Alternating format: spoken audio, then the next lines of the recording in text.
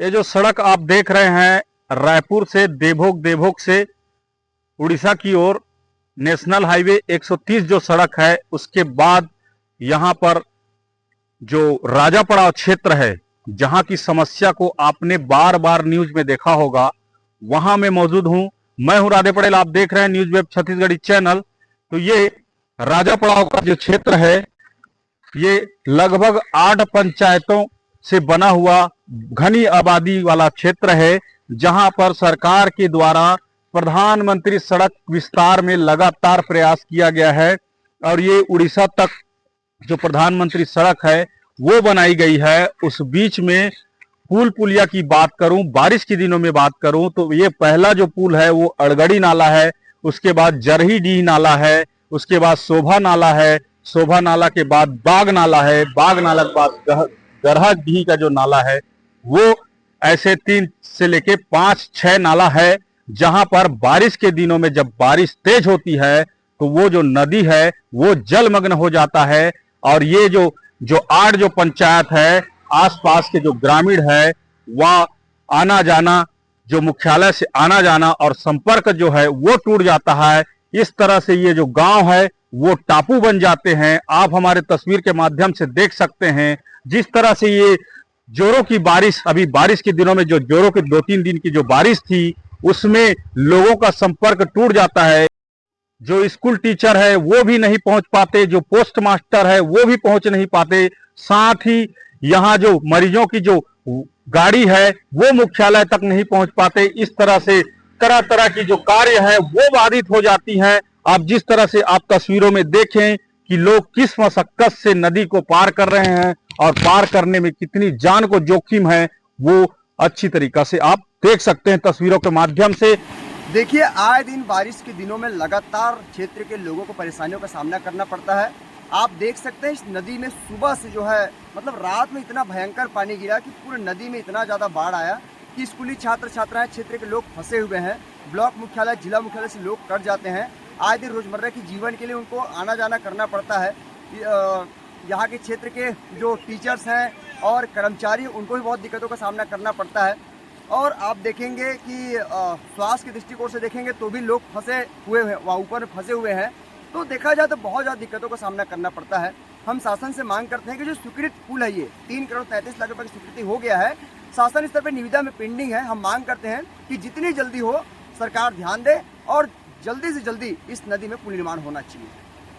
अगर राजापड़ा क्षेत्र की बात करूं, लगातार जो यहाँ के क्षेत्र के लोग हैं अपनी समस्याओं को दिखाने के लिए कई बार धरना प्रदर्शन से लेकर चक्का जाम तक किए हुए हैं। वर्षों जो अरसा है वो बीत चुका है, मगर यहाँ पुल पुलिया का जो निर्माण है आज तक नहीं हो पाया है। इस तरह से अगर बात करें, जो विकास की अगर बात करें, तो यहाँ जो सरकार है, कांग्रेस की सरकार और जो बीजेपी की सरकार लगातार यहाँ बनी हुई है, लेकिन विकास की अगर बात करें, अगर गांव में बिजली नहीं है, सड़क नहीं है, पुल पुलिया नहीं है, स्कूल नहीं है, शिक्षा व्यवस्था नहीं है, तो कैसा विकास। जब समय पड़ते तो आदमी लोग कोई देखने वाला नहीं है। ऐसे ऐसे है हमारे क्षेत्र में। अब पानी आते साले हमारे लड़का है ना, कोई आज मरा था तो साले कौन पूछने वाला है। ऐसे ऐसे अब देखें, रास्ता आए के पहले देखें तब जाने कि ये बराबर है, ऐसे बराबर नहीं है।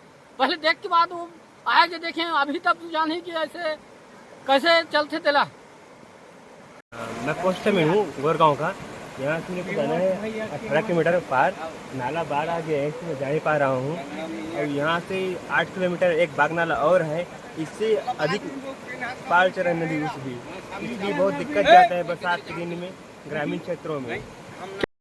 तरह से अगर विकास की बात करें तो विकास जो है 8 पंचायत में धरातल पर बिल्कुल ही नहीं है। यहाँ के लोग लगातार संघर्षरत हैं, लेकिन जो यहाँ की स्थिति आप देखें तो ये पानी में जैसे ही जो भारी बारिश होती है तो यहाँ के लोग टापू में तब्दील हो जाते हैं। तो पहली नदी की बात करूं तो आइए हम दिखाते हैं जो शुरुआत की जो नदी है वो किस तरह से बनाई गई है।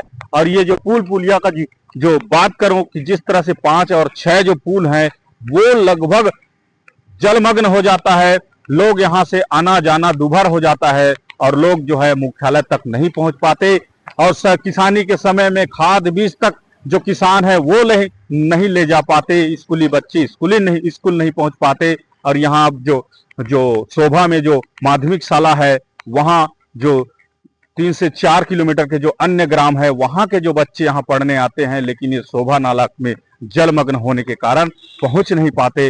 इस तरह से यहाँ के जो निवासी हैं कई बार प्रशासन को अवगत करा चुके हैं, मगर यहाँ के जो समस्या है वो ज्यों का त्यों बना हुआ है। इस तरह से अगर कहें, कई बार इसी राजा पड़ाव की सड़क पर लोग सैकड़ों की संख्या में उतरे थे, चक्का जाम भी किए थे, सैद्धांतिक हड़ताल भी किए थे, बावजूद इसके कि यहाँ की जो व्यवस्था है वो अभी तक नहीं सुधरी है। और ये नदी की बात करूं तो अब कब तक ये नदी बन पाएगी और कैसा इन 8 पंचायत के जो राजा पड़ाव का जो क्षेत्र है उनका विकास कैसे होगा।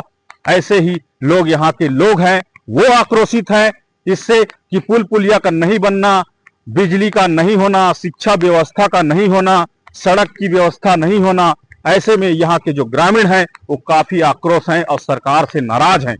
पुल की स्वीकृति तो हो जाती है, मगर पुल में काम करने के लिए ठेकेदार नहीं मिलता, और ठेकेदार नहीं मिलने की वजह से जो सड़क और पुल पुलिया का निर्माण है वो साल दर साल आगे बढ़ते जा रहा है।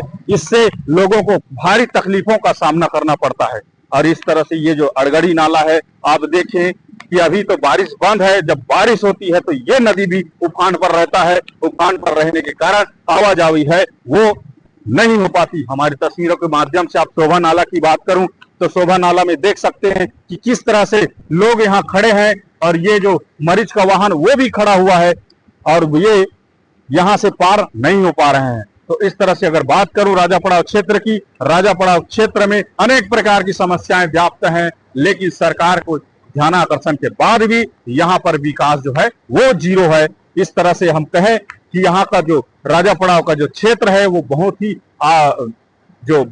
जिसकी बहुलता आदिवासियों का जो इलाका जो है, वो राजा पड़ाव का जो क्षेत्र है उसमें 8 पंचायत हैं, और जो यहाँ के जो लोग हैं मूलभूत सुविधाओं के लिए लगातार संघर्षरत हैं। लेकिन इनकी जो जरूरतें हैं, जो पुल पुलिया है, सड़क है, शिक्षा है, बिजली है, उसके लिए आज भी लगातार तरस रहे हैं। ऐसे ही हमारे खबरों को देखने के लिए हमारे चैनल को लाइक, सब्सक्राइब, शेयर कीजिए। आगे भी हमारे खबरों के साथ बने रहें। धन्यवाद।